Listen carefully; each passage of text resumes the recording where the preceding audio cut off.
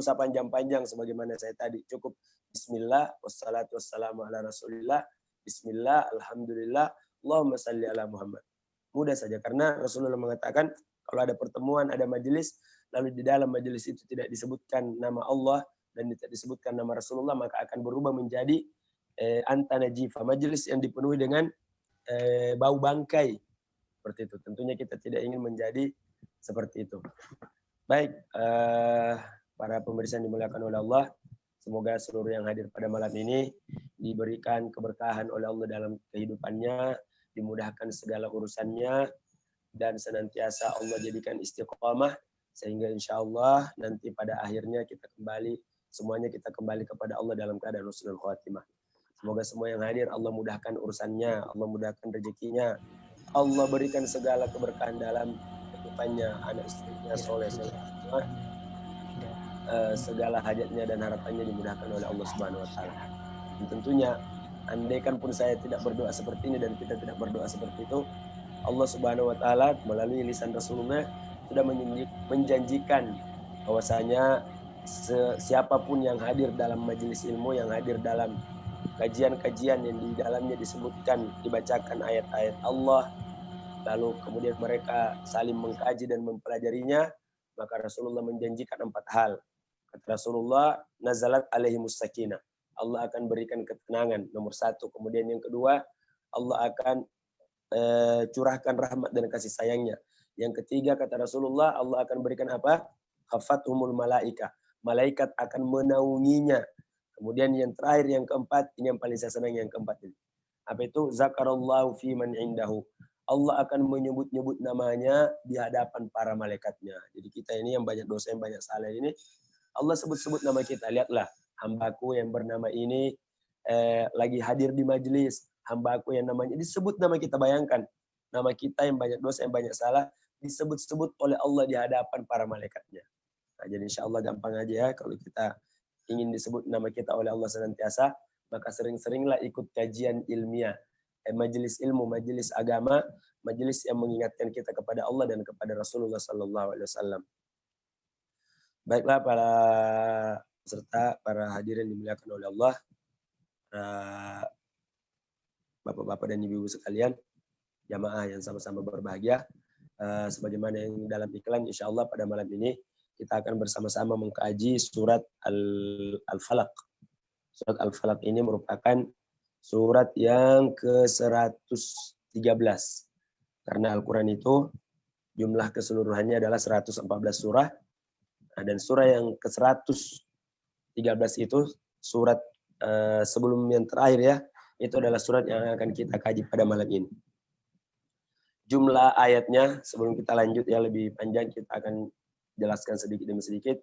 Jumlah ayatnya itu ada 5 ayat ya. Ada 2 ayat ya, khamsun, 5 ayat. Kemudian kalimatuha, kata yang terdapat dalam surat ini itu sebanyak salasun wa ishrun. Berapa salasun wa ishrun itu? 23 kata. Jadi qul a'udzu birabbil falaq sampai wa min syarri hasidin idza hasad, semuanya 23 kata. Nah, 23 kata ya. Kemudian hurufnya berapa? Nah, ini kan yang paling sering kita dengar selama ini, kata Rasulullah, siapa yang membaca Al-Quran maka baginya 1 huruf 10 pahala. 10 pahala, baginya 1 huruf 10 pahala. Surah Al-Falaq itu ada berapa huruf? Ini dicatat oleh ulama kita, arba'un wa sab'un, 74 huruf. Nah, jadi ulama dahulu itu Masya Allah saking perhatiannya kepada Al-Quran, hurufnya Al-Quran pun dihitung. Huruf surah per surah, ayat per ayat dihitung berapa hurufnya. Nah, surat Al-Falaq ini arba'un wa sab'un, 74 huruf. Nah, jadi kalau 74 dikali 10 sama dengan 740 pahala dengan membaca surat Al-Falaq. Nah, itu pahala yang ini ya, yang di luar sholat. Nanti belum lagi bagaimana kita mendapatkan pemahaman lalu mengamalkan. Itu hanya sekedar baca saja udah mendapatkan pahala sebanyak itu.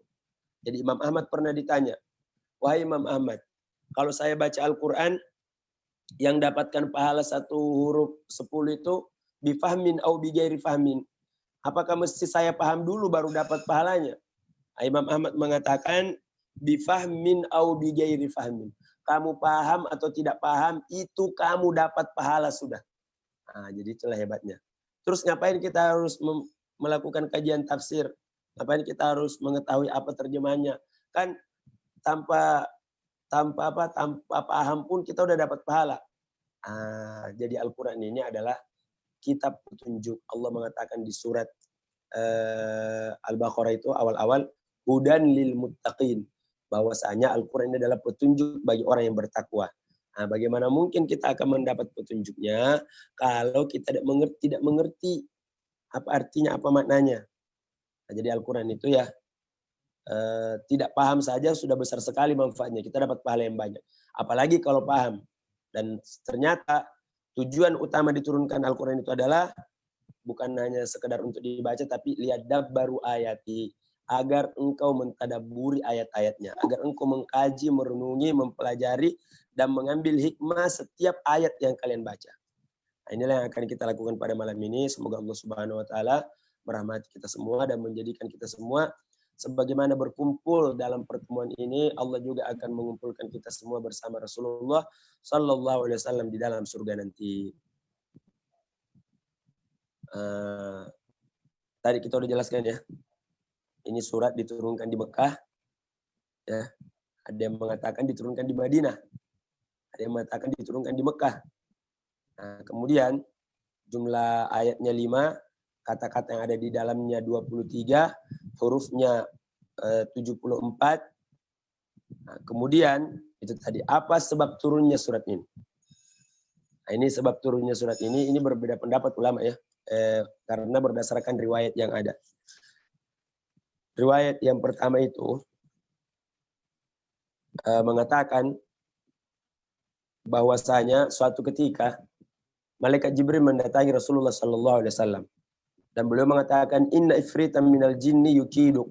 Itu ada jin ifrit yang ingin mengganggumu, wahai Muhammad. Faqala iza awaita ila firashika qul a'udzu birabbi as-suratain. Nah, jadi katanya yang pertama ya, sebab turunnya ayat ini karena Jibril datang memberitakan kepada Rasulullah Sallallahu Alaihi Wasallam. Apa beritanya? Wahai Muhammad, ya Rasulullah, itu ada jin, ada jin ya, jin ini jin jahat yang ingin mengganggumu dan ingin mencelakaimu. Lalu kata Jibril, kalau kamu mau datang ke tempat tidurmu, maka bacalah 2 surat ini. Itu surat Qul a'udzu birabbil falaq dan Qul a'udzu birabbin nas. Nah, makanya Qul a'udzu birabbil falaq dan Qul a'udzu birabbin nas itu ada namanya, nama lain yang juga sangat terkenal, namanya Al-Mu'awwizatain. Al-Mu'awwizatain. Artinya apa? 2 surat yang berisi permohonan perlindungan kepada Allah.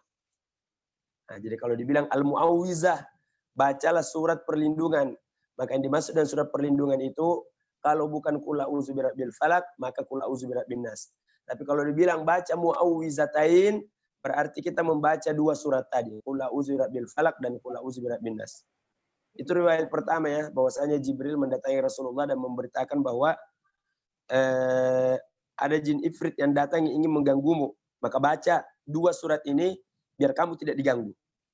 Kemudian riwayat yang kedua, Allah Ta'ala anzala ma alaihi liyakuna ruqyatun minal ain. Nah, bahwasanya Allah Subhanahu wa Ta'ala menurunkan 2 surat ini agar menjadi ruqyah, agar menjadi obat kalau ada orang yang ingin berbuat jahat kepada kita. Nah, kemudian yang paling masyhur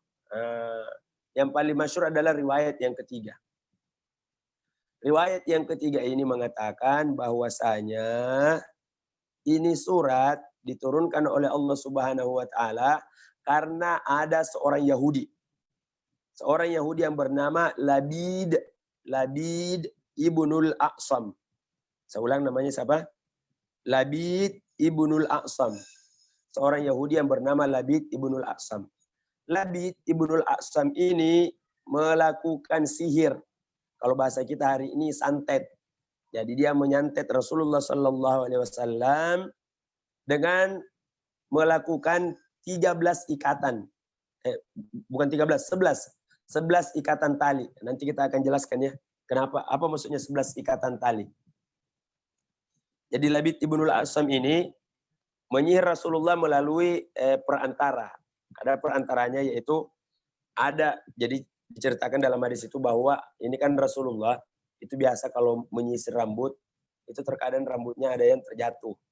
Nah, atau ketika Rasulullah motong rambut dan sisirnya Rasulullah itu potongan sisir itu ada mata sisirnya ya, anak sisirnya itu terpatah dan terjatuh. Nah, itu ada anak seorang Yahudi dikumpulkan itu. Dari bekas rambut Rasulullah ini, sisa rambut Rasulullah dan sisir-sisirnya ini diambil oleh Labid bin Al-Asam tadi ini. Dia perintahkan seorang anak-anak untuk mengumpulkan rambut-rambutnya Rasulullah. Lalu dari situlah diikat menjadi beberapa simpul sampai 11 simpul. Lalu dimasukkan ke dalam sebuah sumur tua. Nah, di sumur tua ini dan dia menjalankan sihirnya melalui perantara tersebut. Nah, lalu Rasulullah didatangi oleh malaikat Jibril, oleh malaikat, dan kedua malaikat ini mendoakan Rasulullah SAW. Kemudian setelah itu diajarkanlah dua surat ini. Surat apa itu? Surat Al-Falaq dan surat An-Nas. Nah, jadi insya Allah makanya nanti Rasulullah mengajarkan kita kalau mau tidur itu ya, kita kalau mau tidur, saya udah pernah sampaikan juga dulu ini ketika kita mengkaji surat Al-Ikhlas. Kalau mau tidur itu dibaca surat Al-Ikhlas, Qul huwallahu ahad, lalu ditiupkan ke tangan kita. Ya, lalu ditiupkan ke tangan kita, lalu digosok ke seluruh badan. Setelah surat Al-Ikhlas, surat Al-Falaq dan surat An-Nas, masing-masing 3 kali. Jadi ditiupkan Qul huwallahu ahad, Allahus samad, lam yalid wa lam yulad wa lam yakul lahu kufuwan ahad. Ditiup Qul a'udzu birabbil falaq, Qul a'udzu birabbin nas, Qul a'udzu birabbil falaq, kemudian Qul a'udzu birabbin nas. Setelah itu ditiup, lalu digosok ke seluruh badan. Baca lagi sampai 3 kali berulang-ulang. Nah, apa manfaatnya? Ini akan menjadi obat untuk orang yang sakit. Bahkan akan menjadi perlindungan dari kejahatan, sihir, dan sebagainya. Karena tadi sebab turunnya ayat ini, itu 3 tadi ya. Yang pertama, Jibril mendatangi Rasulullah bahwa ada jin ifrit yang mengganggumu, maka bacalah 2 surat ini. Kemudian yang kedua, surat ini diturunkan agar Rasulullah terjaga dari gangguan sihir dan sebagainya. Kemudian yang ketiga, memang Rasulullah udah kena sihir waktu itu. Disihir oleh seorang Yahudi bernama Labid bin Al-Asam.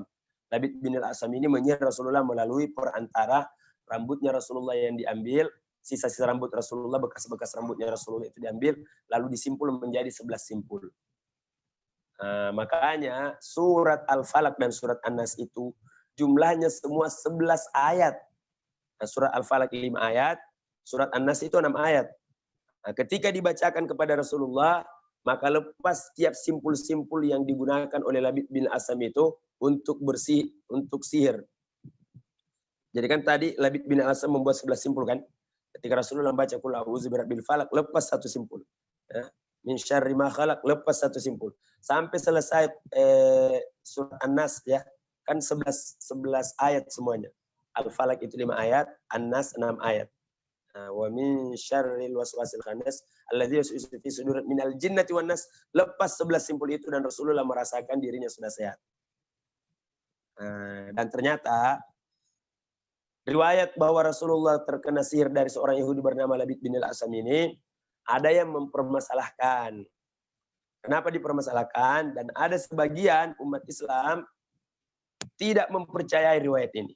Meskipun ini hadisnya hadis sahih. Kenapa hadis sahih? Karena diriwayatkan oleh Imam Bukhari. Imam Bukhari. Kita semua ulama semua sepakat bahwa seluruh hadisnya Imam Bukhari itu adalah hadis sahih semua. Makanya saya pernah sampaikan bahwa kitab yang paling sahih, yang paling diakui kebenarannya setelah Al-Quran adalah kitabnya Imam Bukhari. Dan hadis yang kita ceritakan tadi ini bahwa Rasulullah disihir oleh seorang Yahudi itu ada dalam Imam Bukhari. Namun ada yang tidak ingin menggunakannya karena mengatakan hadisnya ini adalah hadis ahad. Wah, apa itu hadis ahad, Ustaz? Hadis ahad itu adalah hadis yang hanya diriwayatkan oleh 1 orang. Jadi periwayatnya itu 1 orang. Urutan periwayatnya 1 orang. Beda dengan ada hadis namanya hadis mutawatir. Mutawatir itu yang menceritakan, susunan orang yang menceritakan bukan cuma 1 orang saja. Tapi banyak orang. Jadi di sini ada sekian orang meriwayatkan. Kemudian di sini ada lagi meriwayatkan. Di sini ada lagi. Sampai jumlahnya tidak terbatas. Nah, kalau hadis ahad ini yang menceritakan itu 1 orang saja. saya mendengarkan, saya sampaikan ke Ustadz Aldi nyampaikan ke Ustadz Alfian, itu aja periwayatnya. Yang lain nggak ada yang tahu. Nah, makanya mereka tidak mau menerima. Karena ini hadis ahad. Dan katanya bertentangan dengan ayat Al-Quran. Kenapa? Karena dalam ayat Al-Quran itu Allah mengatakan, Wallahu ya'simuka minan nas. Allah akan menjaga dan melindungimu dari gangguan manusia. Nah, berarti kalau Rasulullah kena sihir, berarti bertentangan dong dengan Al-Quran. Nah, kemudian di surat Yunus, di surat Toha, di surat Toha, Allah mengatakan, wala yuflihus sahiru haitsu ata. Yang namanya sihir itu tidak akan pernah berhasil untuk mengenaimu. Tidak ada gunanya sihir itu. Itu di surat Toha dijelaskan seperti itu. Sedangkan katanya manusia biasa itu tidak akan bermanfaat, tidak akan kena sihir, apalagi Rasulullah Sallallahu Alaihi Wasallam. Nah, kemudian alasannya lagi kenapa mereka menolak, karena kan Rasulullah itu oleh orang-orang kafir dikatakan kena sihir, disebut sebagai orang yang mashura, orang yang disihir. Berarti kalau kita percaya ini riwayat, berarti kita membenarkan dong tuduhan orang-orang kafir. Terus bagaimana, Ustaz? Makanya dijelaskan oleh para ulama bahwa termasuk yang menjelaskannya adalah Imam Ar-Razi. Imam Ar-Razi mengatakan bahwa Rasulullah itu dijaga dari gangguan manusia, dijaga akal dan pikirannya, dijaga hatinya. Adapun fisiknya Rasulullah bisa jadi kena fisik Rasulullah. Sebagaimana dalam perang Uhud, Rasulullah itu terluka sampai kena pipinya panah. Ya, tembus itu panah ke dalam pipinya Rasulullah. Rasulullah ketika pergi berdakwah ke Taif dilempari batu, mandi darah Rasulullah. Fisiknya Rasulullah bisa kena. Namun akal, pikiran dan hatinya Rasulullah itu yang tidak akan pernah diganggu. Jadi kita menggabungkan antara kedua pendapat ini bahwa betul Rasulullah itu dijaga dan dilindungi. Adapun yang dimaksud bahwa Rasulullah tidak akan bisa diganggu adalah akal, hati, dan pikirannya. Karena kalau akal, hati, dan pikirannya berarti tidak mungkin Rasulullah membuat yang aneh-aneh. Karena pikirannya selalu terjaga, hatinya selalu terjaga. Adapun kalau fisiknya, maka Rasulullah sama manusia biasa yang lain. Rasulullah bisa kena sakit, bisa kena demam, bisa kena luka, dan sebagainya. Nah, jadi udah selesai ya. Ini sebelum kita masuk ayat per ayat ya. Kita jelaskan dulu tadi saya jelaskan tadi berapa jumlah kalimatnya, berapa jumlah hurufnya, kemudian sebab turunnya. Sebab turunnya ada 3, dan riwayat yang paling sahih dan paling masyhur adalah bahwa Rasulullah disihir oleh seorang Yahudi bernama Labid ibn al-Asam. Salah satu alasannya lagi orang yang menolak bahwa Rasulullah kena sihir, karena katanya ini surat Al-Falaq ini turunnya di Mekah. Sedangkan di Mekah itu tidak ada orang Yahudi. Gimana ceritanya? Nah, tapi ternyata ada pendapat lain bahwa mengatakan surat Al-Falaq ini turun di Madinah. Nah, jadi pada intinya surat Al-Falaq ini diturunkan oleh Allah Subhanahu wa taala untuk menjadi penjagaan dan perlindungan bagi kita semua. Nah, insya Allah orang yang rajin membaca surat Al-Falaq dan surat An-Nas ini akan Allah jaga dan akan Allah lindungi. Akan dijaga dari sihir, dijaga dari santet, dijaga dari bermacam-macam hal. Insya Allah, makanya itu tadi. Minimal kalau mau tidur, jangan lupa baca doa itu tadi, dibaca, diusapkan ke tangan kita, lalu digosok ke seluruh badan. Buya Hamka dalam tafsirnya mengatakan, saya dari kecil udah diajarkan oleh bapak saya. Jadi bapak beliau itu kan ulama besar juga. Beliau mengajarkan, bahkan sudah dibacakan. Beliau membacakan kepada Buya Hamka waktu Buya Hamka masih kecil. Makanya Buya Hamka itu berkahnya mungkin sering dibacakan seperti itu, akhirnya beliau jadi ulama. Dan beliau mengatakan, saya sendiri menyaksikan bapakku hampir tidak pernah meninggalkan melakukan amalan ini. Jadi insya Allah mulai malam ini kita amalkan ya kepada diri kita sendiri, anak-anak kita sebelum tidur dibacakan kepadanya Qul huwallahu ahad, Qul a'udzu birabbil falaq, Qul a'udzu birabbin nas, lalu digosok ke seluruh badannya. Itu kalau ada anak-anak kita sakit, anak-anak kita yang mungkin rewel dan sebagainya, bacakan aja seperti itu. Karena dalam hadis diceritakan oleh Bunda Aisyah, Rasulullah dulu waktu beliau sehat beliau sendiri melakukan, tapi ketika beliau sudah sakit parah, maka saya yang bacakan, tapi saya tiup ke tangannya, lalu tangannya beliau yang saya gosokkan ke badan beliau. Karena barokah tangan beliau itu beda dengan kalau saya yang gosokkan. Nah, jadi kita ini bisa anak-anak kita dibacakan seperti itu. Baik, jadi ini 2 surat turun bersamaan ya, surat Al-Falaq dengan surat An-Nas. Kemudian yang pertama, kita akan masuk ke tafsir ininya. Kita bahas ayat per ayatnya.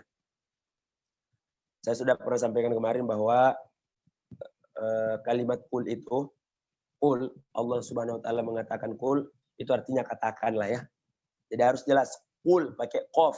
Jangan sampai tidak jelas qafnya. Ada yang bilang kul, kalau dibilang kul berarti makanlah. Kalau pakai ka itu kul makanlah. Kamu makanlah, tapi di situ adalah qaf. Kul. Kul ya, harus jelas kita mengatakan kul, katakanlah. Siapa yang disuruh mengatakan? Yaitu Nabi Muhammad sallallahu alaihi wasallam. Surah yang dimulai dengan kalimat kul ini ada 5 surah dalam Al-Quran. Ada yang bisa sebutkan? 5 surah dalam Al-Quran. 4 semua kita hafal yang 4 ini insyaallah. Pertama adalah kul ya ayyuhal kafirun. Katakanlah wahai Muhammad. Katakanlah wahai Muhammad kepada orang-orang kafir, ya ayyuhal kafirun, hai orang-orang kafir. Itu surah Al-Kafirun. Kemudian kul yang kedua di mana Ustaz? Kul yang kedua itu adalah kul huwallahu ahad. Katakanlah wahai Muhammad, huwallahu ahad. Dialah Allah yang Maha Esa. Kemudian kul a'udzu birabbil falaq.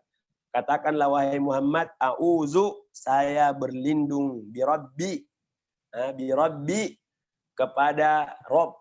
Nanti kita jelaskan apa arti Rob ya. Kemudian yang keempat adalah qul a'udzu birabbin nas. Katakanlah wahai Muhammad, a'udzu, saya berlindung birabbi kepada Rob an-nas. Nanti kita jelaskan.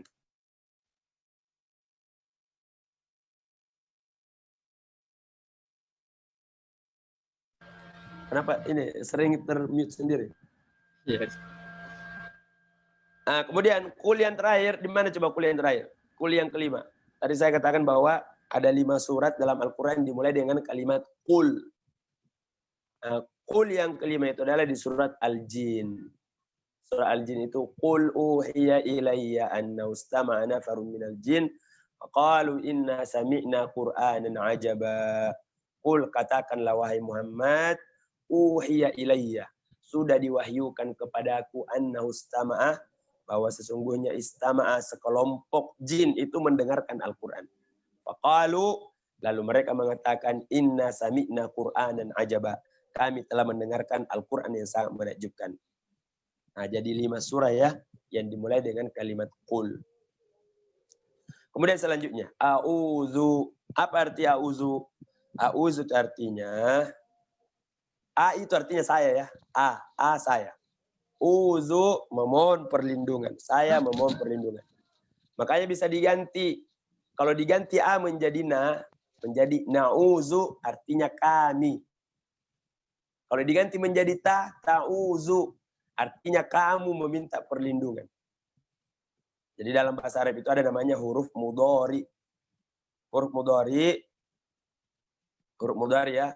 Yang pertama alif, nun, ya, dan ta. Kalau alif artinya saya, kalau nun artinya kami, kalau ta artinya kamu, kalau ya artinya dia.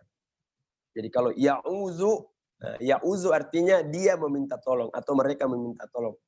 Kalau ta'uzu, kamu meminta tolong. Kemudian di sini kita mengatakan a'uzu, katakanlah wahai Muhammad, a'uzu, saya. A'uzu meminta perlindungan. Kepada siapa kita meminta perlindungan? Di Rabbil. Rob. Kita kembali lagi ketemu dengan kalimat Rob. Kalimat Rob ini kita ketemu pertama kali di surat Al-Fatihah. Rob itu artinya yang mengatur, yang menjaga, yang memelihara, yang mengatur. Jadi kita menyebut nama Allah, wahai Allah, Engkau lah sebenarnya yang mengatur segala-galanya, dan Engkau pula yang menjaga kami, birabbil falak, dan Engkau yang menguasai, yang mengatur al-falak. Apa itu al-falak? Al-falak ini banyak sekali artinya. Makna yang pertama ya. Yang pertama itu adalah al-falak. Yang pertama adalah as-subuh. Ini yang kita gunakan dalam tafsir bahasa Indonesia. Yang kita pakai itu adalah artinya subuh. Dan ini kebanyakan ulama menggunakannya. Nah, kemudian arti yang kedua dari kata falak ini, arti yang kedua adalah segala sesuatu yang terbelah. Nah, itu falak. Jadi terbuka dan terbelah. Itu namanya falak. Di mana ditemukan ayatnya? Itu disebutkan di surat Al-An'am ayat 95. Innallaha faliqul habbi wan nawa. Allah itulah yang membuka biji dan benih. Nah, biji itu kan kalau sudah mulai mau tumbuh ininya, keluar tunasnya itu kan terbuka dia. Nah itu, jadi terbelah dia, terbuka. Maka al-falak itu artinya segala sesuatu yang terbuka dan terbelah. Kemudian, makna yang ketiga ini yang jarang kita dengar. Makna yang ketiga adalah bahwasanya al-falak itu adalah sebuah lembah di neraka. Atau ada yang mengatakan sumur dalam neraka. Nah, jadi dalam neraka itu ada sebuah lembah, ada sebuah sumur, dan di sana orang yang di sana itu semua menjerit-jerit semua di dalam. Namanya al-falak. Ya, jadi kita memohon perlindungan kepada Allah, ya, memohon perlindungan kepada Allah yang Maha menguasai dan Maha mengatur al-falak waktu subuh. Kata Imam Ar-Razi, jadi kita kembali kepada tadi. Jadi ada 3 makna. Makna pertama adalah al-falak artinya waktu subuh. Al-falak yang kedua adalah sesuatu yang terbuka dan terbelah. Kemudian yang ketiga adalah artinya lembah atau sumur dalam neraka. Kemudian Imam Ar-Razi mengatakan dalam tafsirnya, kenapa Allah menyebutkan sengaja ya, mengatakan al-falak itu dengan apa? Kenapa ulama tafsir itu menjelaskan kenapa dikatakan sebagai al-falak itu waktu subuh? Karena katanya waktu subuh itu ada banyak ininya, ada banyak alasannya sehingga ditafsirkan sebagai waktu subuh. Yang pertama, karena Allah Subhanahu wa taala kan ketika waktu malam itu kan gelap betul. Dan gelap yang paling gelapnya malam itu kalau sudah mau menjelang waktu subuh. Nah, dan Allah lah yang menghilangkan gelapnya waktu subuh itu. Artinya apa? Kita berdoa kepada Allah, ya Allah, Engkau sebagaimana menghilangkan gelap di waktu subuh, maka hilangkanlah gangguan yang saya alami. Nah, seperti itu. Kan kita memohon kepada Allah, ya Allah, saya mohon perlindungan kepadamu dari gelapnya Engkau lah Tuhan yang memiliki dan menghilangkan gelap di waktu subuh. Maka hilangkanlah gangguan yang saya alami ini. Kemudian alasan kedua kenapa diartikan sebagai waktu subuh, karena katanya datangnya waktu subuh itu ibarat datangnya pertolongan. Jadi bayangkan ya, kita berada dalam kegelapan gulita, tiba-tiba sudah mau subuh, artinya sudah mau datang ini terang.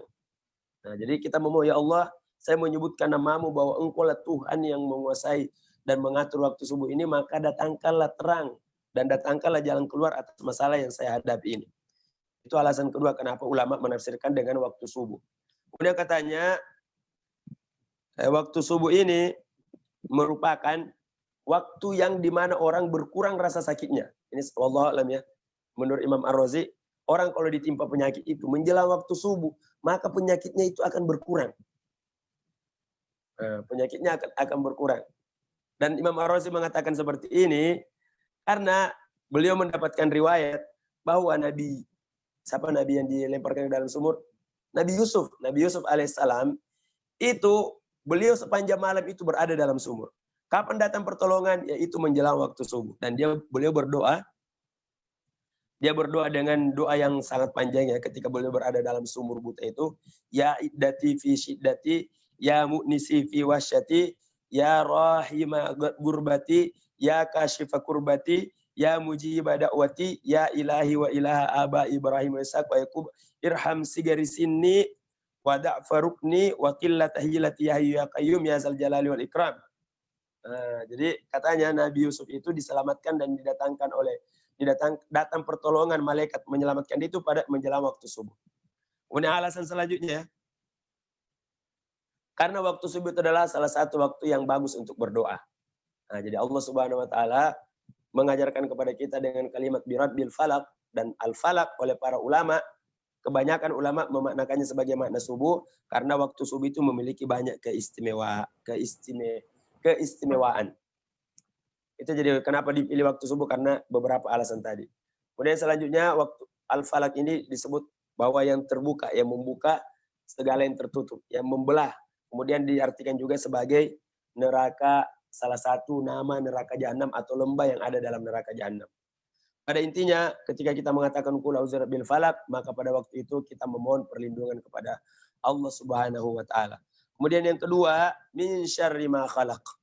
Kita sudah menyebut nama Allah bahwa dia adalah Tuhan, dia adalah yang mengatur waktu subuh ini, waktu yang sangat penting ini. Kemudian kita mengatakan kepada Allah min syarri ma khalaq, ya Allah, Saya memohon perlindungan kepadamu dari kejahatan. Min itu artinya dari. Syarri segala ma khalaq. Segala yang telah engkau ciptakan. Nah, jadi segala kejahatannya, baik dari mana-mana pun. Ibu Hamka sangat indah ketika boleh menafsirkan bahwa belum mengatakan pada intinya dalam kehidupan kita ini, kita itu sebenarnya diliputi oleh banyak hal yang bisa membahayakan diri kita. Bahkan kenikmatan yang kita dapatkan ini bisa berubah menjadi bahaya yang sangat luar biasa.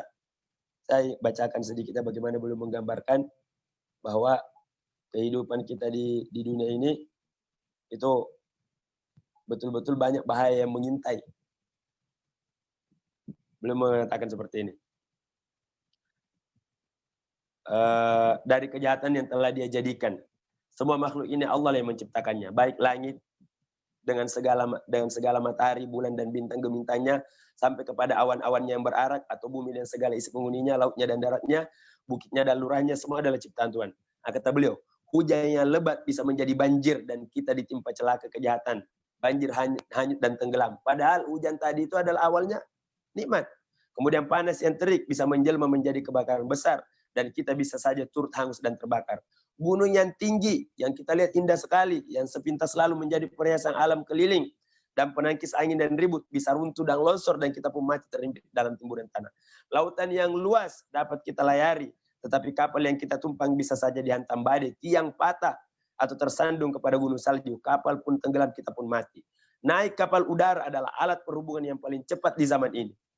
Namun bisa saja awan yang sangat tebal sehingga tidak dapat ditembus oleh penglihatan, sehingga tiba-tiba kapal terbang terbentur kepada gunung, dia pun hancur dan kita pun turut hancur di dalamnya. Atau sangat keras badai di laut sehingga kapal tidak dapat mengatasinya dan kapalnya pun tenggelam.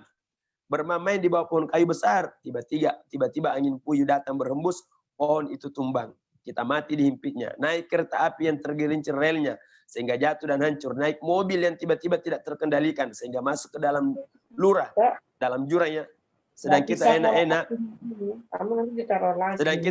berjalan di jalan raya, tiba-tiba ada orang mengamuk, mana yang bertemu di tikamnya, kita pun kena. Kompor minyak itu banyak betul manfaatnya.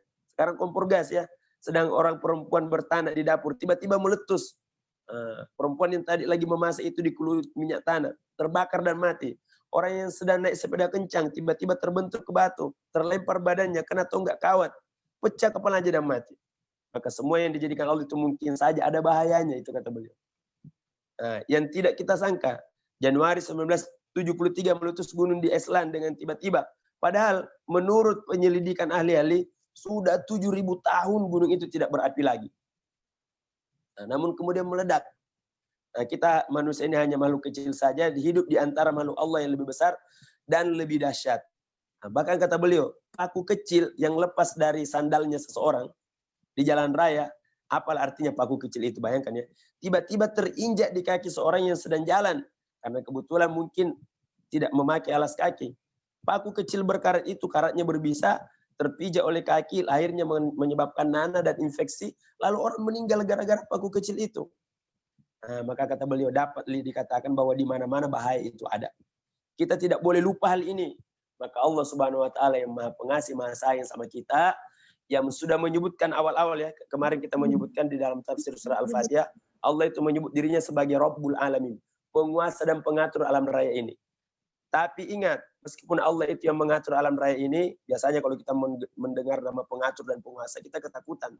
Apalagi yang menguasa alam raya ini adalah, apalagi yang penguasa ini penguasa alam raya, kita lebih takut lagi. Tapi ingat, Allah mengatakan, setelah itu Ar-Rahman Ar-Rahim. Allah Maha Pengasih, Allah Maha Penyayang. Di surat Al-Falaq ini Allah pertegas bahwa segala bahaya yang sedang mengintai kalian, jangan khawatir. Karena saya adalah Rabbun kalian. Saya adalah Tuhan kalian. Saya mengatur waktu subuh itu. Dan saya yang menciptakan seluruh makhluk dan seluruh bahaya itu. Maka kalian gak usah takut, gak usah khawatir, mintalah perlindungan kepada saya. Makanya Rasulullah mensunahkan kita pagi hari baca Al-Falaq, baca An-Nas. Sore hari baca Al-Falaq, baca An-Nas. Itu disuruh kita baca 3 kali di pagi hari, 3 kali di sore hari. Untuk apa? Untuk melindungi kita. Karena Bu Yamka tadi bilang kan, bahwa kita sebenarnya ini, hal-hal yang tadinya manfaat bagi kita, itu bisa jadi bahaya.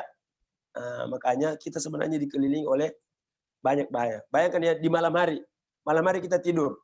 Itu kan kalau datang udah malam, udah keluar semua binatang-binatang. Siapa coba yang melindungi telinga kita tidak masuk semut-semut? Siapa yang melindungi hidung kita tidak dimasuki binatang-binatang yang banyak itu?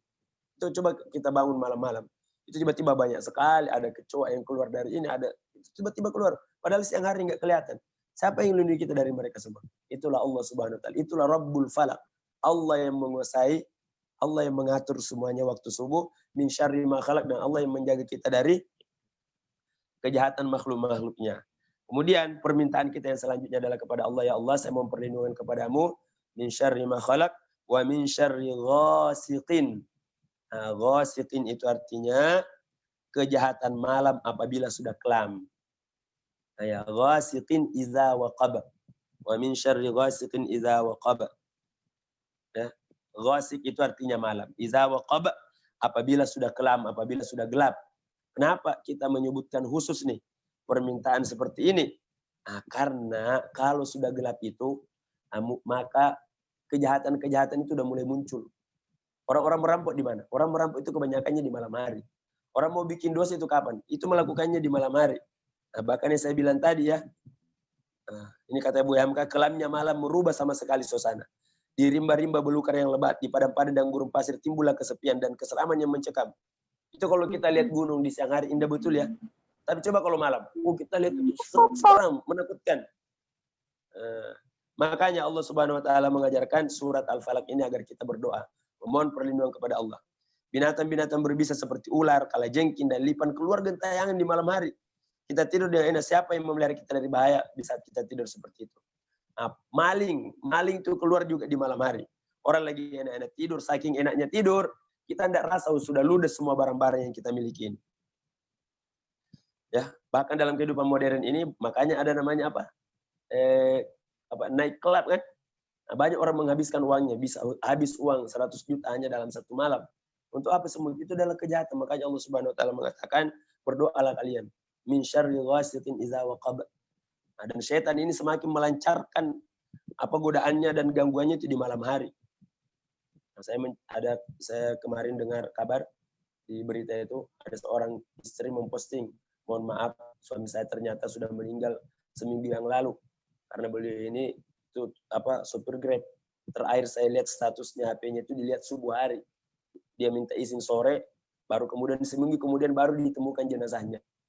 Nah, itu kan malam hari tuh. Pasti kejadiannya ketika ingin dicuri mobilnya itu. Padahal beliau ini adalah sopir Grab. Nah, hilang dia. Kapan hilangnya? Pada malam hari. Nah, betapa banyak orang habis uangnya di malam hari untuk melakukan maksiat. Dan betapa banyak, na'udzubillah, perempuan-perempuan itu hilang keperawanannya, hilang kesuciannya itu di malam hari. Makanya Allah mengatakan min syarri ghasiqin idza waqab. Ya. Oh ya, kemudian, kamu memang hakim murni. Ada yang menafsirkan bahwasanya baru penempatan kedua kan, Kai? Min syarri ghasiqin idza waqab ini, ya, ghasiq itu artinya rembulan. Kok bisa, Ustaz? Ini ada hadisnya ya. Suatu ketika Rasulullah SAW memegang tangannya Aisyah, sini tanganmu. Lalu beliau mengatakan, asyara ilal qamar, coba lihat bulan itu. Istaizi billahi min syarri haza. Kata beliau, kamu mohon perlindungan dari kejahatan rembulan ini. Kok bisa? Fa innahul ghasiq idza waqab. Karena sesungguhnya yang dimaksud dengan surah Al-Falaq itu, ghasiqin idza waqab, itulah dia katanya. Itulah bulan itu. Qala Ibnu Qutaibah, ulama menjelaskan, ta'awuzu billahi min syarri idza waqab ay idza dakhala fil qusub. Bahwasanya ada orang yang ingin melakukan kejahatan itu menunggu datangnya bulan. Ada kan kalau mau santet tunggu bulan kesekian, tunggu bulan purnama, tunggu ini. Nah, makanya itu semua kenapa kita disuruh baca Al-Falaq ini. Karena memang orang-orang jahat itu melaksanakan aksi-aksinya, bahkan tukang-tukang sihir itu melaksanakan aksinya itu di malam hari dan menunggu, kalau berdasarkan hadis Rasulullah yang diajarkan kepada Aisyah, menunggu waktu-waktu bulan-bulan tertentu, bentuk bulan kapan, itu baru mereka melakukan aksinya. Nah, selanjutnya kita masuk ke ayat yang selanjutnya. Wa min syarri an-naffasati fil 'uqad. Dan dari kejahatan an-naffasat. An-naffasat itu artinya perempuan-perempuan yang meniupkan ke buhul-buhul ya. Dan dari kejahatan wanita-wanita meniup pada buhul-buhul. Apa maksudnya meniup pada buhul-buhul? Tadi diceritakan dalam hadis ya, dalam riwayat bahwa Rasulullah itu kan disihir. Bagaimana Rasulullah disihir itu rambutnya baru diambil, lalu diikat digabungkan dengan beberapa ini saya tidak pernah melihat bagaimana kerja tukang sihir itu ya. Tapi kalau lihat di film-film ya memang pakai begitu. Ada yang di ini, lalu nanti itu kan disemburkan tuh. An-nafasati. Nafasati itu meniup dengan ada keluar ini. Ada keluar airnya. Menyembur ya. Kalau meniup kan angin aja yang keluar. Itu namanya nafakh.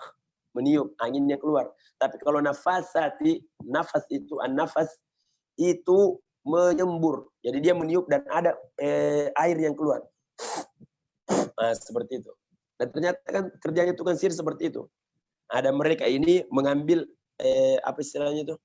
Sarana. Mengambil alat atau sesuatu yang menjadi alat untuk mentransferkan sihirnya ini. Dan itu yang disembur-sembur sama dia. Nah, dan Allah Subhanahu wa taala mengajarkan kepada kita agar dijauhkan dari gangguan sihir ini, kita baca surah Al-Falaq. Karena tukang sihir itu menggunakan itu tadi, mantra-mantra dibuhul-buhul yang sudah diikat-ikat. Apakah diambil rambutnya, diambil bajunya. Nah, inilah kenapa orang dulu itu, kalau kita habis motong rambut, motong kuku, dia disuruh kubur. Jangan dibuang sembarangan. Karena orang-orang jahat bisa mengambil tuh. Ya, oh ini kukunya si fulan. Ini bekas rambutnya si fulan. Diambillah lalu menjadi sarana sihir. Dan ditiupkan itu di mantra-mantra itu yang akan membuat kita terkena sihir. Jadi para pemirsa yang dimuliakan oleh Allah Subhanahu wa taala, kemudian kenapa di sini perempuan yang disebutkan? Kenapa enggak laki-laki? Kenapa disebutkan di nafasati wanita-wanita yang meniup pada buhul-buhul? Karena ternyata memang orang dulu, orang Arab dulu yang banyak jadi tukang sihir itu adalah perempuan. Bahkan orang Eropa sendiri pernah lihat filmnya Harry Potter. Harry Potter itu apa yang digambarkan? Nah, nenek sihir kan yang pakai sapu itu kan perempuan. Nah, jadi memang keyakinan-keyakinan dari dulu ini, ya kerja orang dulu, yang menjadi tukang sihir itu kebanyakan memang adalah perempuan. Ya, an-nafasat yang meniup itu adalah perempuan, orang dulu. Bahkan di Indonesia pun, ya hantu itu paling mengerikan siapa? Kan nenek lampir. Nenek lampir. Jadi ketika Al-Quran mengatakan nafasat itu karena berdasarkan realita yang ada pada waktu itu. Nah, dan ternyata pada zaman kita juga ini yang yang digambarkan menakutkan itu adalah nenek-nenek lampir seperti tadi. Di filmnya Harry Potter itu siapa yang menjadi profesornya itu kan perempuan juga. Nah, orang barat sendiri mengatakan seperti itu. Jadi pada intinya kejahatan sihir ini dari dulu sudah ada. Kemudian meskipun ya ada ulama yang tidak percaya namanya sihir. Jadi jangan nanti kaget. Oh itu ulama itu nggak percaya sihir ya. Menurut mereka, Al-Quran sendiri mengatakan wala yuflihus sahir wa ata. Tidak ada namanya sihir itu. Allah mengatakan wa ma hum bidarrina bi ahadin illa biiznillah. Tidak bisa memberikan mudarat sedikit pun. Nah, namun pada intinya kita mengambil pendapat ulama yang mengatakan bahwa sihir itu ada. Dan sihir bisa memberikan bahaya, tapi ingat, tidak akan bisa memberikan bahaya kecuali atas izin Allah Subhanahu wa taala. Apalagi kita sudah membentengi diri kita dengan doa-doa dengan membaca seperti surat Al-Falaq ini. Jadi yang ingin kita ambil dari surat Al-Falaq ini intinya adalah jangan pernah lepas kita berdoa, jangan pernah lepas kita membaca surah ini untuk meminta perlindungan kepada Allah Subhanahu wa taala. Dan terakhir Allah Subhanahu wa taala mengatakan wa min syarri hasidin idza hasad. Dan ya Allah, saya memohon perlindungan kepadamu dari orang-orang yang dengki. Nah, coba lihat. Allah Subhanahu wa taala terakhir menutup kalimatnya dengan kalimat yang kita minta perlindungan agar kita dijauhkan dari bahayanya orang-orang yang dengki. Kenapa orang yang dengki? Karena biasanya orang-orang yang meminta untuk menyihir itu adalah orang-orang yang dengki. Dan dosa dengki ini adalah dosa yang paling pertama dibuat di langit. Dan dosa yang paling pertama dibuat di muka bumi. Iblis itu dengki, iri sama Nabi Adam alaihissalam. Itu dosa pertama. Kemudian dosa yang kedua di bumi, kenapa terjadi pembunuhan pertama itu karena dengki. Dengkinya Qabil kepada Habil. Nah, jadi dosa yang paling pertama dibuat di langit adalah dengki. Dan dosa yang kedua, pertama juga dibuat di muka bumi adalah dengki juga. Nah, makanya Allah Subhanahu wa taala mengajarkan satu ayat khusus agar kita dijauhkan dari kejahatan mereka. Dan orang yang dengki ini itu habis amalnya. Rasulullah mengatakan, "Iyyakum wal hasad." Hati-hati kalian dengan sifat dengki. Fa innal hasad ya'kulul hasanati kama ta'kulun narul al-hatabah. Karena kedengkian ini akan memakan segala kebaikan sebagaimana api memakan kayu bakar. Habis tuh nggak ada tersisa. Apalagi kedengkian ini dibuktikan dengan perbuatan. Saya pernah menceritakannya. Ini orang dengki itu ndak peduli dia mau malam hari, mau kapan hari, yang penting dia memberikan kerusakan kepada orang yang didengki. Saya pernah yang jadi di bulan Ramadan itu diceritakan sama ada yang menyaksikan. Jadi kebetulan adik saya yang perempuan ini bangun di malam hari. Dia terbangun, dia kaget, ini kok ada orang di depan rumah. Nah, itu kan kacanya bisa kelihatan, kaca kan gelap. Dari dalam terlihat, tapi kita bisa melihat orang yang di luar. Adik saya memperhatikan, dia depan rumah di pagar itu, dia niup-niup dari ini. Padahal itu jam berapa malam. Yang ada dalam pikiran kita itu kalau orang dengki itu, dia tidak peduli mau malam, mau apa, dia akan melakukan segala hal untuk memuaskan nafsu dengkinya itu. Nah, bayangkan dia datang tengah malam di depan rumah di pintu pagar itu sambil meniup-niup. Ditiup-tiupnya itu pintu pagar rumah. Nah, alhamdulillah kami semua sekeluarga tidak ada apa-apa, aman-aman aja semua. Nggak ada pengaruhnya. Padahal ini saya jelas-jelas saya melihat ini orang, dan ini orang terkenal sebagai orang yang tidak baik ininya di masyarakat. Datang tuh. Nah, yang kita ambil pelajaran bahwa orang dengki ini, dia tidak peduli, saking dengkinya, saking jeleknya orang dengki itu, dia tidak peduli mau tengah malam, mau kapan waktunya, dia rela kita enak-enaknya tidur, dia bangun coba, hanya untuk menyebarkan kejahatannya itu. Nah, makanya Allah mengajarkan kepada kita doa, agar dengan membaca surah Al-Falaq ini Allah jauhkan kita dari kejahatan orang-orang yang dengki. Karena dengki ini sangat berbahaya. Bahkan sering jadi lelucon ya, orang yang dengki itu hidupnya tidak tenang. Kenapa hidupnya tidak tenang? Orang enak-enak beli kipas, dia yang kepanasan. Orang enak-enak beli AC, dia yang menggigil kedinginan. Nah, kalau tetangganya beli mobil, dia yang dibawa oleh ambulans karena tiba-tiba stroke melihat tetangganya udah berbahagia. Jadi orang yang dengki adalah penyakit yang berbahaya karena dia itu ya, dengki itu adalah senang melihat orang lain susah dan sedih melihat orang lain gembira. Nah, itu jeleknya orang dengki. Semestinya kan orang gembira, kita pun gembira. Orang susah, kita pun susah. Dia ini kebalikannya. Makanya Allah mengajarkan kepada kita, dan orang yang dengki ini biasanya dia akan melakukan tadi itu, ilmu-ilmu sihir itu. Orang yang sering mencari ilmu sihir itu adalah orang-orang yang dengki, orang-orang yang iri. Nah, makanya insya Allah dengan rajin membaca surah Al-Falaq, Allah jauhkan kita dari kedengkian tersebut. Dan ingat, orang yang dengki ini itu ya memusuhi Allah pada 5 perkara. Jadi sebelum dia, kenapa dosa dengki itu sangat besar? Karena dia menentang Allah. Dia melawan Allah dalam 5 hal. Yang pertama, bencinya kepada Allah. Ya, dia benci kepada Allah, seolah-olah dia mengatakan, kenapa itu nikmat itu kamu berikan sama dia, kenapa bukan saya? Nah, jadi orang yang dengki itu menentang Allah atau marah kepada Allah dalam 5 hal.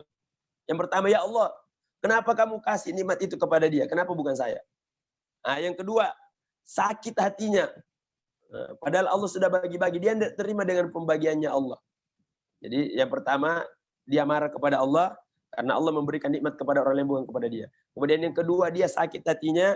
Kemudian yang ketiga, dia menentang Allah padahal kan Allah yang memberi kepada siapa saja yang Allah mau. Kemudian yang keempat, dia ingin agar nikmat itu dicabut dari orang lain lalu diberikan kepada dia. Kemudian yang kelima, dosa yang paling parah. Apa dosa yang paling parah? Kenapa orang dengki itu dikatakan sekali dengki sama dengan melakukan 5 dosa? Dosa yang kelima karena dia bersekongkol dengan iblis. Kenapa? Karena dosa yang paling pertama dilakukan iblis adalah kedengkian. Padahal iblis itu musuhnya Allah. Dan musuh kita juga, musuh manusia. Nah, tapi bagi orang yang dengki tidak masalah. Yang penting kedengkiannya itu bisa terlampiaskan. Nah, jadi insya Allah dari segala pembahasan ini ya, jelaslah bahwa surat Al-Falaq ini diturunkan oleh Allah Subhanahu wa taala untuk menjadi surat perlindungan untuk kita semua. Dalam pengamalannya Rasulullah mengajarkan kepada kita dibaca di pagi hari 3 kali, dibaca di sore hari 3 kali. Dan sekali lagi, surah Al-Falaq dan surat An-Nas ini disebut dengan surat Al-Mu'awwizah. Surat yang berisi permohonan perlindungan kepada Allah. Nah, tapi lihat. Ini ada yang menarik nih. Coba ya. Allah Subhanahu wa taala di saat menyebutkan perempuan-perempuan sihir itu pakai alif lam. An-naffasati. Nah, di saat menceritakan ghasiqin itu enggak pakai alif lam. Di saat menceritakan orang dengki itu enggak pakai alif lam. Apa maksudnya? Dalam bahasa Arab, sebuah kata kalau beralif lam itu artinya kata khusus. Tertentu saja. Tapi kalau tidak ada alif lamnya, itu artinya katanya umum. Kata yang bermakna umum. Coba perhatikan dalam surat ini. Yang beralif lam itu cuma satu. Kejahatan yang beralif lam cuma satu. Coba kita menceritakan pertama. Min syarri ma khalaq. Dari kejahatan ma khalaq. Gak pakai alif lam kan? Khalaq itu gak pakai alif lam. Kemudian, min syarri ghasiqin. Ghasiqin itu kan kejahatannya ghasiq. Gak pakai alif lam ghasiq itu. Kemudian hasidin gak pakai alif lam. Min syarri dari kejahatan hasidin.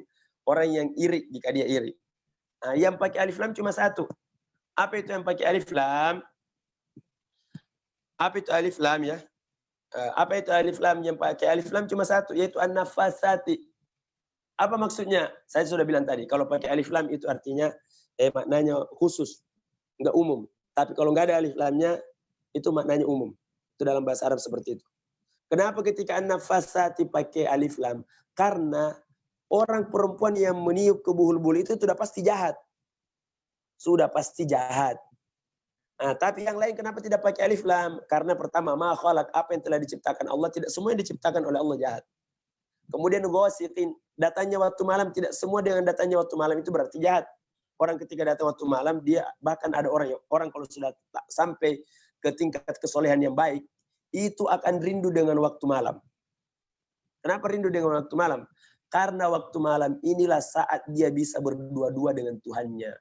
Di saat semua orang tidur, dia berdua dengan Allah Subhanahu wa Ta'ala. Di saat semua orang terlelap dalam nikmatnya malam, dia justru berdua-dua dengan Allah.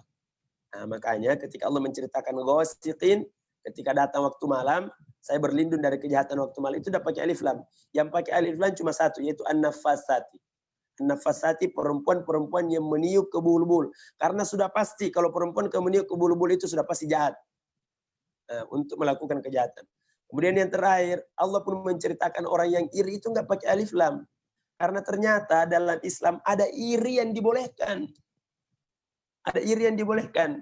Iri yang dibolehkan ini, iri yang dibolehkan adalah kata Rasulullah, la hasada illa fisnatain. Tidak ada iri kecuali dalam dua hal. Apa iri yang boleh itu kata Rasulullah? Adalah rajulun atahullahu Qur'anan. Adalah adanya seseorang yang bisa menghafal Al-Quran, bisa membaca Al-Quran, fayatluhu ana al-lail, dan dengan hafalannya itu dia baca di malam hari, dia baca di siang hari. Baca sepanjang waktu. Orang kalau hafal Al-Quran itu bisa mengaji kapan saja, walaupun tidak ada Al-Quran.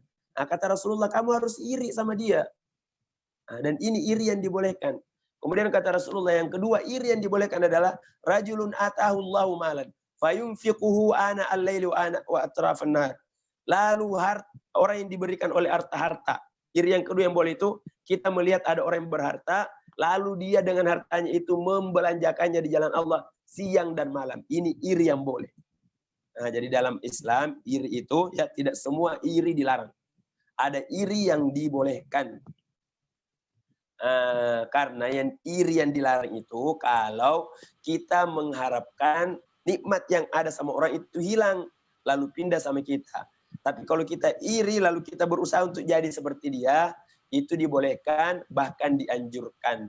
Inilah yang disebut dengan falyatanafasil mutanafisun di surat Al-Mutaffifin ya. Wa fi dzalika falyatanafasil mutanafisun. Ya. Dalam hal inilah orang hendak berlomba-lomba. Inilah yang disebut dengan fastabiqul khairat. Dan itu kan orang bisa fastabiqul khairat itu kalau merasa tersaingi, dan ini sangat dianjurkan dalam agama kita. Nah, jadi itulah alasannya kenapa yang lain-lainnya itu tidak pakai alif lam, giliran an-nafasati pakai alif lam. Karena ternyata yang betul-betul jahat itu cuma an-nafasati. Kemudian yang lain kemungkinan bisa jahat, kemungkinan tidak. Termasuk iri yang bisa membawa kebaikan itu adalah kita iri dengan penghafal Al-Quran, kita iri dengan orang yang bisa mengaji lalu dia baca Al-Quran siang dan malam, kita iri dengan orang yang berharta lalu dia berinfak siang dan malam. Para pemirsa dan para hadirin yang dimuliakan oleh Allah, ini mungkin sebagai penutup dari kajian kita pada hari ini. Inti yang ingin kita sampaikan adalah bahwasanya surat Al-Falaq ini mengajarkan kepada kita untuk terus memohon perlindungan kepada Allah. Kita ini sebagaimana kata Buya Hamka, Ini segala sesuatu yang ada di hadapan kita yang tadinya kebaikan bisa tiba-tiba berubah menjadi bahaya. Agar terus-menerus berada dalam kebaikan, kita mohon perlindungan kepada Allah dengan banyak membaca surah Al-Falaq. Nah, mulai hari ini insya Allah kita sudah paham maknanya. Di saat kita membaca surah Al-Falaq, jangan sekedar dibaca, tapi perlu direnungi di hati. Ya Allah, ternyata segala sesuatu ini bisa, yang tadinya nikmat bisa berubah menjadi mara bahaya. Tapi berkat Engkau ya Allah, Engkau jaga, Engkau lindungi kami. Al-Falaq, waktu subuh yang indah, yang nyaman itu, ternyata bisa di sana timbul bahaya dan sebagainya. Allah lindungi kita. Nah, apalagi min syarri ma khalaq, segala yang kamu ciptakan bisa berubah bahaya, Allah lindungi kita. Kemudian terakhir saya mau sampaikan tadi, meskipun iri dikatakan sebagai dosa yang paling berbahaya, namun ternyata kata Rasulullah ada dua hal yang kamu mesti iri. Yang pertama, iri kepada para penghafal Al-Quran, dan yang kedua, iri kepada orang yang berharta lalu dia infakkan hartanya siang dan malam. Alhamdulillah, dan ini akan menjadi penutup saya. Kita ini di Al-Quds, kita punya program di mana-mana. Kita bikin SD, programnya itu bagaimana mencetak penghafal Al-Quran. Kita punya SMP, programnya bagaimana mencetak penghafal Al-Quran. Dan ternyata ke semua program ini tidak akan bisa berjalan dengan baik kalau tidak ada orang yang kedua, yaitu orang-orang yang berharta yang ingin menginfakkan hartanya di jalan Allah, yang ingin mendukung dan berpartisipasi agar apa yang kita rencanakan ini bisa berjalan dengan baik. Makanya saya ingin menutup kajian kita pada hari ini dengan mengajak kepada kita semua untuk berlomba-lomba untuk memberikan harta terbaik kita. Alhamdulillah, Yayasan Pendidikan Islam Al-Quds sudah membeli sebidang tanah seluas 1 hektar lebih ya. 11.000 meter persegi, 1 hektar 1.000 meter, dan insya Allah di atas tanah itu kita akan bangun masjid, akan bangun sekolah, pusat pendidikan Al-Quran yang berada tepat di tengah kota Samarinda. Ada yang mengatakan beruntung antum Zat. Ini yang menyampaikan kepada saya bukan 1, 2, 3 orang. Beberapa orang menyampaikan kepada saya itu tanah yang antum beli bagus betul, murah. Nah, meskipun harganya 1 juta per meter, tapi kata beli ini murah. Karena berada di tengah-tengah kota Samarinda, di mana-mana akses bisa orang sampai ke sana, tempatnya nyaman, dan meskipun berada di tengah kota, tapi suasananya masih suasana belajar yang enak. Dan alhamdulillah ini tanah yang kita dapatkan ini adalah setelah 3 tahun mencari ke sana kemari, Allah berikan itu. Nah, dan ternyata sesuai dengan doa anak murid-murid kita tiap hari berdoa, ya Allah kami ingin tanah untuk sekolah kami itu tidak jauh dari lokasi kami sekarang, dan nanti tempatnya luas, enak untuk belajar. Alhamdulillah sesuai dengan yang mereka minta setiap hari ketika belajar. Maka saya mengajak kepada seluruh jamaah, seluruh peserta yang hadir pada kajian malam ini, kita berlomba-lomba berwakaf. Berapapun yang kita berikan, maka insya Allah Allah akan catat kita sebagai orang-orang yang berhak untuk iri kepada dia. Nah, kenapa? Karena di sana kita melahirkan penghafal Al-Quran. Kita mungkin hari ini sudah tidak mampu menjadi penghafal Al-Quran, karena mungkin sudah banyak kesibukan, namun insya Allah apa harta yang kita berikan untuk mencetak penghafal Al-Quran di saat mereka mengaji di sana, di saat mereka baca Al-Quran, mereka pun akhirnya besar, punya anak, punya keturunan, menjadi penghafal Al-Quran, maka semuanya Allah kirimkan pahalanya untuk kita. Makanya kenapa wakaf itu disebut sebagai pahala yang tidak akan pernah putus. Kita sudah meninggal mungkin, besok kita meninggal, namun Allah masih catat. Kenapa saya meninggal tapi dapat pahala mengaji? Iya, karena kamu pernah berwakaf. Di atas tanah yang kamu wakafkan itu ada anak-anak yang mengaji. Di atas tanah yang kamu wakafkan itu ada orang-orang yang sholat. Jadi makanya ya, kita ini umur kita pendek, tapi amal kita tidak boleh pendek. Umur kita singkat, tapi amal kita nggak boleh singkat. Rasulullah itu sudah meninggal, tapi sampai hari ini masih terus mengalir amalnya. Kenapa? Karena beliau punya banyak simpanan. Ya, sekali lagi saya sampaikan, ketika haji beberapa tahun yang lalu, saya dihadiahi buku, ya, ulama itu membagikan bukunya, salah satu ulama besar di Saudi membagikan bukunya. Judul bukunya itu Utruk Asaran, artinya tinggalkanlah jejak. Jangan sampai kita meninggal lalu tidak ada jejak yang ditinggalkan. Insya Allah kita wakaf di tanah yang akan dibangun masjid dan sekolah ini, ada jejak kita di situ. Dan kita harus meninggalkan jejak amal soleh yang banyak, sehingga insya Allah kita ini hidup di dunia ibaratnya lagi menanam. Orang yang menanam itu tidak semua yang ditanam bisa dipetik. Kenapa? Karena bisa jadi dimakan hama, bisa jadi dimakan tikus dan sebagainya. Ataupun tumbuh tapi tidak berbuah. Nah, sama amal kita ini tidak semuanya nanti bisa kita dapatkan, karena mungkin di antara amal-amal kita itu ada yang kurang ikhlas, ada yang mungkin belum cocok, belum dan sebagainya. Tapi kalau kita membuat amal sebanyak-banyaknya, di sini kita punya amal, di sana kita punya amal, maka insya Allah mungkin yang ini enggak, tapi yang di situ diterima oleh Allah. Nah, jadi jangan pernah merasa puas dengan amal yang sudah dilakukan. Beramallah sebanyak-banyaknya, berbuatlah sebanyak-banyaknya. Mungkin dari sekian banyak amal ini, ada satu amal yang akan menyebabkan Allah sayang dan menurunkan rahmanya untuk kita. Nah, termasuk diantaranya amal yang akan kita semaikan di atas tanah yang sudah dibeli ini, tinggal kita ingin bebaskan bersama. Insya Allah pembebasannya nanti akan dibangunkan masjid dan akan dibangunkan sekolah Al-Quran. Terima kasih banyak. Ini mungkin bisa saya sampaikan. Jazakumullah khairan katsiran. Mohon maaf jika ada kesalahan dan kekurangan. Sekali lagi semoga dengan berkumpulnya kita di kajian ini seperti ini juga kita akan berkumpul bersama Rasulullah SAW di dalam surga. Adanallahu wa yakum jami'in wallahu al-musta'an. Wassalamualaikum warahmatullahi wabarakatuh. Waalaikumsalam warahmatullahi wabarakatuh. Alhamdulillah. Jazakumullah khairan Ustaz atas penyampaiannya, Masya Allah. Semoga berkah. Semoga apa yang sudah Ustaz sampaikan dapat kita amalkan dalam kehidupan kita sehari-hari. Amin. Insya Allah Ustaz, untuk selanjutnya ini ada satu pertanyaan atau langsung doa Ustaz? Boleh apa pertanyaannya? Oh, ini Ustaz, mengenai tadi membaca surah Al-Falaq, karena kita mau tidur itu ada 3 kul yang harus dibaca untuk tidur ini Ustaz. Hanya saja ketika kita ada zikir petang itu kita juga membaca trikul Ustaz. Nah, apakah itu juga termasuk membaca sebelum tidur Ustaz? Apakah sudah bisa termasuk membaca sebelum tidur? Nah, ya. Trikul saat membaca zikir petang. Jadi begini ya, surat Al-Falaq dan surat An-Nas ini, sahabat Ibnu Mas'ud itu, dulu Ibnu Mas'ud itu, beliau kan punya Al-Quran sendiri. Jadi memang Rasulullah melarang, kalian kalau mau menulis, yang kalian tulis itu Al-Quran. Sahabat Ibnu Mas'ud itu, dia punya kumpulan Al-Quran sendiri. Dia punya di rumahnya. Nah, beliau itu, di Al-Quran yang beliau tulis dan beliau kumpulkan itu tidak ada surat Al-Falaq dan surat An-Nasnya. Tidak ada yang beliau tulis di situ. Sebagaimana Al-Fatihah, beliau tidak menulis Al-Fatihah dalam Al-Quran yang beliau catat. Jadi dulu kan Al-Quran yang kita pegang hari ini tuh, itu dulunya di zaman Nabi tidak seperti yang kita lihat hari ini. Dulu terserak-serak di mana-mana. Ada sahabat Nabi yang mengumpulkan, namun cuma beberapa ini aja. Ada beberapa surat yang tidak dimasukkan. Yang tidak dimasukkan itu Al-Fatihah, tidak ditulis. Ya, Al-Fatihah tidak ditulis. Kemudian Al-Falaq dan An-Nas tidak ditulis. Nah, ketika ditanya kenapa kamu tidak tulis Al-Fatihah, kata beliau, karena Al-Fatihah jelas. Tidak mungkin orang tidak lupa sama surat Al-Fatihah. Al-Falaq sama An-Nas kenapa beliau tidak tulis? Karena beliau mengatakan ini memang doa. Nah, doa yang dia dibacakan oleh Rasulullah kepada cucunya, Hasan dan Husain. Nah, beliau bacakan ini kepada cucu-cucunya, dan saya mengatakan ini doa. Jadi Al-Falaq dan An-Nas ini adalah merupakan di samping dia ayat Al-Quran, tapi dia adalah doa yang kita disuruh membacanya banyak-banyak. Kenapa kita disuruh membaca banyak-banyak? Karena begini, dalam hidup di dunia ini, itu hakikatnya kita sedang berperang. Ya, kita sedang berperang. Orang kalau mau berperang, biar menang, tentu harus banyak senjatanya. Nah, senjata itu orang kalau berperang, udah habis senjatanya nih. Tapi kalau masih ada, anak panahnya cuma 10, sedangkan musuh ada 100, kira-kira menang nggak? Nah, makanya kenapa Rasulullah itu mengajarkan doa ini dibaca pagi hari. Karena pagi hari itu kita berperang sama setan. Setan maunya kita masuk neraka, kita tidak mau, kita maunya masuk surga. Allah ajarkan doanya di pagi hari. Siang hari lagi, Allah ajarkan menjelang tidur itu. Menjelang tidur itu adalah kondisi yang paling krusial. Kenapa banyak orang udah cepat tidur, kenapa tidak bisa bangun? Karena dia tidur bukan dalam keadaan yang nyaman, yang baik. Dia jauh dari Allah ketika dia tidur. Sebelum dia tidur, dia jauh dari Allah.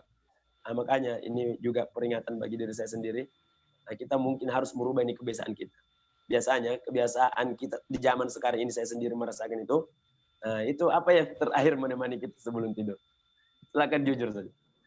Nah, yang sering terakhir menemani kita sebelum tidur adalah HP kita masing-masing.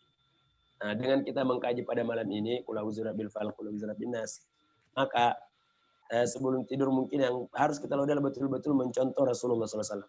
Bahkan Rasulullah itu sebelum tidur bukan cuma Qul a'udzu birabbil falaq, Qul a'udzu birabbin nas. Riwayat lain mengatakan Rasulullah membaca al-musabbihat. Apa itu al-musabbihat? Semua surah-surah yang didahului dengan kalimat subhana atau sabbaha. Subhana itu surah Al-Isra. Surah Al-Isra itu berapa? Kurang lebih 3 lembar. Kemudian sabbaha lillahi ma fis samawati wal ardh. Surah Al-Hadid 4 ini. Berapa halaman itu surah Al-Hadid itu? Kemudian surah Al-Munafiqun. Semua yang ada kata-kata subhana, sabbaha, sabbi, terakhir Al-A'la. Karena surat yang ada subhananya itu yang terakhir adalah surah Al-A'la. Sabbi isma rabbikal a'la. Kemudian di riwayat lain Rasulullah membaca surah Al-Mulk, Tabarak. Kemudian Rasulullah membaca surat Az-Zumar. Berapa itu? Itu kalau dibaca semua oleh kita, itu kurang lebih 1 jam tuh. Sama dengan kita membaca 1 juz lebih Al-Quran. Itu dilakukan oleh Rasulullah. Rasulullah, seandainya tidak bisa semuanya, maka minimal yang kita baca itu adalah Qul a'udzu birabbil falaq, Qul a'udzu birabbin nas, Qul a'udzu Qul huwallahu ahad sebelum tidur. Terus bagaimana Ustaz? Apakah bisa? Jadi begini saja, intinya saya tidak mengatakan bahwa yang saya mau sampaikan bahwa setiap kita ini ada masing-masing ininya. Ketika sore itu kita sedang berperang, kita udah baca Al-Falaq. Malamnya kita mau berperang lagi, itu kan tidur kita nggak tahu apa yang akan terjadi dalam tidur. Jadi ya seandainya mau dikatakan cukup, ya bisa jadi udah cukup. Tapi agar kita lebih kuat lagi, betul-betul nggak bisa diganggu, maka setiap ada kesempatan kita memperbanyak doanya. Kita baca ini, makanya kan Rasulullah mengatakan ya, orang yang paling mulia itu adalah allazina yazkurunallaha qiyaman wa qu'udan. Orang yang senantiasa ingat kepada Allah, baik dalam keadaan berdiri, duduk, kapan saja dan di mana saja dia terus mengingat Allah. Minimal kalau kita tidak bisa nih, tidak bisa juga sebelum tidur ya, tidak bisa sebelum tidur, maka sore pun kita baca insya Allah sudah cukup. Tapi itu tadi, namanya kita sedang berperang, sore tadi itu kira-kira cukupnya sampai kapan? Ya, senjata yang kita baca di sore hari itu kira-kira cukup nggak untuk menemani kita akhirnya? Makanya orang-orang soleh itu ya, kita perhatikan hidupnya orang soleh, dia lama tidur pun dia bisa tetap bangun di malam hari untuk sholat tahajud. Kenapa? Karena setan udah gak bisa menembus dia. Gak bisa dia digoda. Itu kan kalau kita tidur, kata Rasulullah, itu setan mengikat kalian dengan 3 ikatan. Itu pasti itu kalau setan kita tidur, setan mengikat kita dengan 3 ikatan. Tapi ada orang gak bisa diikat. Kenapa gak bisa diikat? Karena sebelum tidur senjatanya lengkap. Itu tadi. Makanya insya Allah, mungkin makanya kita ini, saya sudah baca surat sore hari. Kenapa Mas ini? Ya itu tadi. Ya. Itu tadi ya. Saya tadi udah baca. Mungkin udah habis pas mau tidur senjatanya itu ini. Udah ini ya. Ya, senjatanya udah ibaratnya minum obat. Ada obat yang dimakan. Tapi semoga insya Allah kita husnuzon sama Allah. Kalaupun dibaca sore semoga Allah melindungi sampai pagi. Jadi masing-masing yang sore hari kita baca itu ada perlindungannya, yang malam hari ada lagi jenis perlindungannya yang lain. Tapi seandainya kita baca semua, maka perlindungan kita itu betul-betul kokoh. Mungkin itu, saya tidak mengatakan bahwa, enggak. Insya Allah semuanya ada manfaatnya. Tapi seandainya kita baca semuanya, maka makin kuat dan makin kokoh perlindungan kita.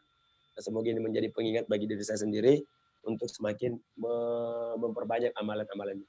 Betul-betul kita bisa mengikuti Rasulullah, mulai dari bangun tidur sampai tidur lagi. Ini mungkin jazakallahu khairan. Alhamdulillah, jazakumullah khairan Ustaz atas jawabannya. Insya Allah sudah nggak ada lagi ya pertanyaan. Ini alhamdulillah tidak ada lagi Ustaz. Mungkin lanjut kita tutup ya Ustaz ya.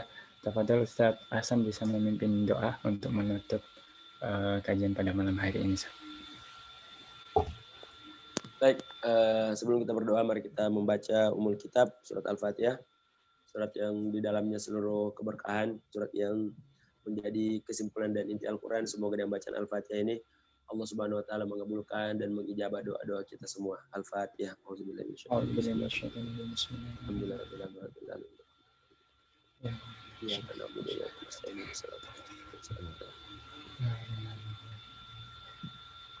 Alhamdulillah Rabbil Alamin. Allahumma salli ala Sayyidina Muhammad wa ala alihi wa sahbihi wa sallim ya Rabbana ya Arhamar Rahimin. Allahumma inna nas'aluka bi anna nashhaduka annaka anta Allah la ilaha illa anta al-ahadus samad alladzi lam yalid wa lam yulad wa lam yakul lahu kufuwan ahad. Allahumma inna nas'aluka al-huda wat tuqa wal afafa wal ghina. Allahumma ij'alna minal ladzina yastami'una al-qawla fayattabi'una ahsana. اللهم اجعلنا من الذين يستمعون القول فيتبعون احسنه. اللهم اجعلنا من الذين يستمعون القول فيتبعون احسنه. اللهم احينا بهداية العلماء وامتنا بموت الشهداء واحشرنا في زمرة الانبياء. اللهم انا نسالك حسن الخاتمه ونعوذ بك من سوء الخاتمه. اللهم انك عفو تحب العفو فاعف عنا. اللهم انا نعوذ بك من شر انفسنا. اللهم انا نسالك الهدى والتقى والعفاف والغنى. اللهم انك عفو تحب العفو فاعف عنا. اللهم صب علينا الرزق صبا صبا ولا تجعل عيشنا كدا كدا. اللهم يا حي يا قيوم برحمتك نستغيث أصلح لنا شأننا كله ولا تكلنا إلى أنفسنا طرفة عين. اللهم إنا نسألك الهدى والتقى والعفاف والغنى. اللهم ارزقنا علما نافعا وعملا متقبلا ورزقا واسعا. اللهم افتح علينا فتوح العارفين. اللهم يا حي يا قيوم. اللهم يا أرحم الراحمين. اللهم إنا نسألك حسن الخاتمة ونعوذ بك من سوء الخاتمة. اللهم ارحمنا وعافنا واعف عنا. اللهم اغفر لنا ولوالدينا وارحمهم كما ربيانا صغارا. اللهم أجرنا من النار. اللهم اصرف عنا عذاب جهنم إن عذابها كان غراما إنها ساءت مستقرا ومقاما. اللهم اجعل جمعنا هذا جمعا مرحوما وتفرقنا عن بعده تفرقا معصوما ولا تجعل فينا شقيا ولا مترودا. ربنا هب لنا من أزواجنا وذرياتنا قرة أعين واجعلنا للمتقين إماما. ربنا آتنا في الدنيا حسنة وفي الآخرة حسنة وقنا عذاب النار. وصلى الله على سيدنا محمد وعلى آله وصحبه وسلم والحمد لله رب العالمين. Alhamdulillahirrahmanirrahim. Semoga dari doa tadi mendapatkan keberkahan buat kita semua, terkabul doanya, dan alhamdulillah jazakumullah khairan Ustaz untuk penyampaiannya mengenai tadabbur Al-Quran surah Al-Falaq, dan terima kasih banyak jazakumullah khairan buat seluruh peserta, untuk seluruhnya yang hadir pada malam ini, Masya Allah. Dan insya Allah kita kembali lagi pekan depan ya, di kegiatan tadabbur Quran bersama Al-Quds. Nah, baik, mari kita tutup bersama-sama dengan doa kifaratul majelis. Subhanakallahumma wa bihamdika asyhadu an la ilaha illa anta astaghfiruka wa atubu ilaik. Walhamdulillahirabbil alamin. Assalamualaikum warahmatullahi wabarakatuh. Waalaikumsalam.